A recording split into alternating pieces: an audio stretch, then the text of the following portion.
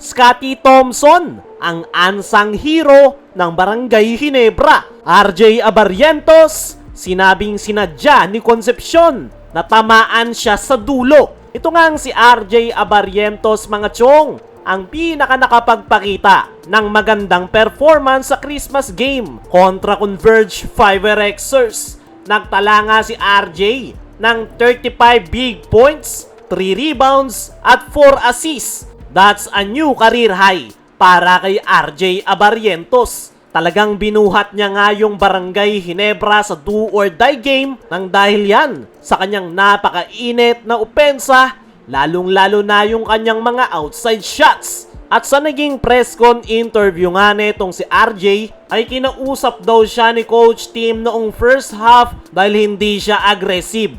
Pinaalalahanan nga lang daw siya ni Coach Tim Cone na tumira ng tumira at yun nga daw yung kanyang ginawa. Ang mindset nga raw netong si RJ ay hindi nga daw siya po pwedeng hindi mag-step up dahil sila lang naman daw yung inaasahan sa kanilang kupunan. At noong tanungin etong si RJ Abarrientos patungkol sa nangyari sa dulo ng laro, ay nasabi nga netong si RJ na pagod na nga raw ang lahat ng mga players. Kaya naman, chinempuan nga raw ni Concepcion at bigla siyang binira ng unnecessary contact sa kanyang sikmura. At kumpiyansa nga itong si RJ Abarrientos na talagang sinadya ni Concepcion yung ginawa sa kanya sa dulo. Para sa akin mga chong ay masasabi nating sadya talaga yung ginawa ng Converge player kay RJ Abarrientos. Hindi natin alam kung naasar ito kay RJ dahil napakaganda ng nilalaro ng nasabing Ginebra guard. Halos hindi nga siya mapigilan ng Converge Fiverexers. Pero para kay RJ Abarrientos ay wala nga daw yan sa kanya. Para kay RJ, isa daw yang mind games dahil nasa playoffs na nga sila ngayon. Dagdag pa netong si RJ ay wala nga daw yan sa kanya dahil alam niya na parte lang yan ng laro. At noong tanungin si RJ kung gagawin niya ba yung motivation sa darating na do or die game 2, ay ang sagot nitong si RJ Abarrientos ay hindi. Ang motivation niya nga daw ay manalo.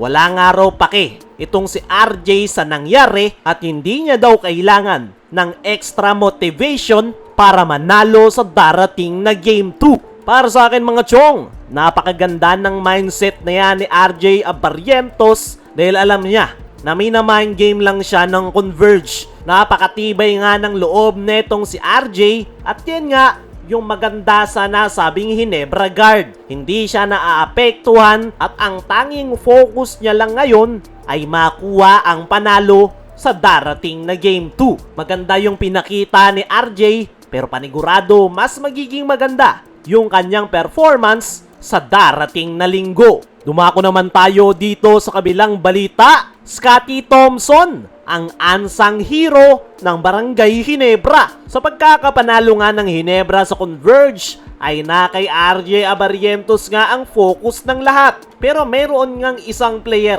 ang Barangay Ginebra, na matatawag nating unsung hero.